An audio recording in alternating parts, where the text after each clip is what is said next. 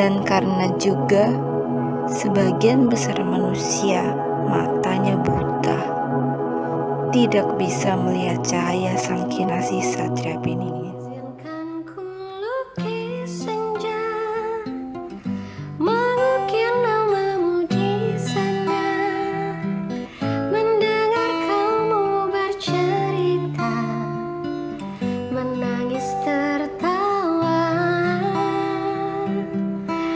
Biar ku lukis malam, bawa kamu bintang-bintang, untuk temanimu yang terluka hingga kau bahagia.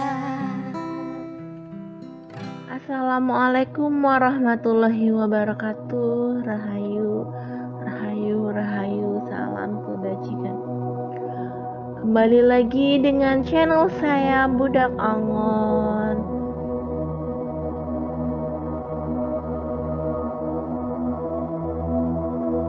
Satria Piningit digadang-gadang akan membawa perubahan ke arah lebih baik yang diharapkan masyarakat. Perubahan tanpa peperangan, perubahan yang mulus-mulus saja. Tapi yang namanya perubahan, apalagi melihat situasi masyarakat peradaban ini saat ini, banyak sekali hal-hal negatif yang sudah terjadi. Ini zaman kala bendu.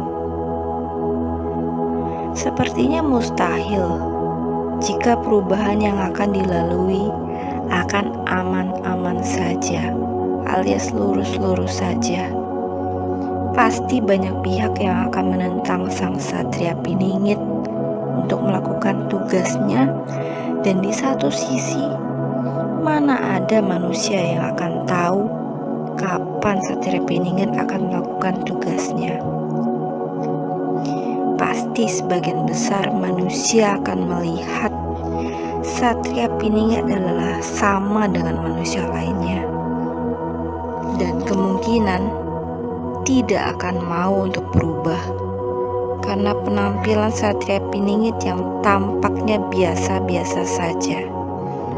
Dan karena juga sebagian besar manusia matanya buta, tidak bisa melihat cahaya sang kinasih Satria Piningit.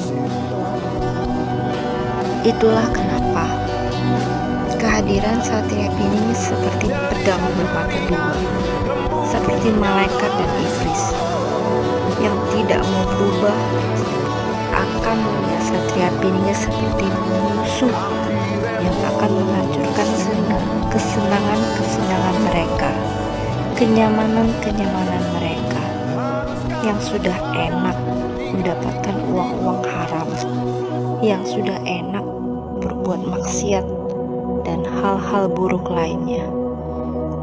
Satria Piningit akan dianggap seperti iblis yang datang menyerang.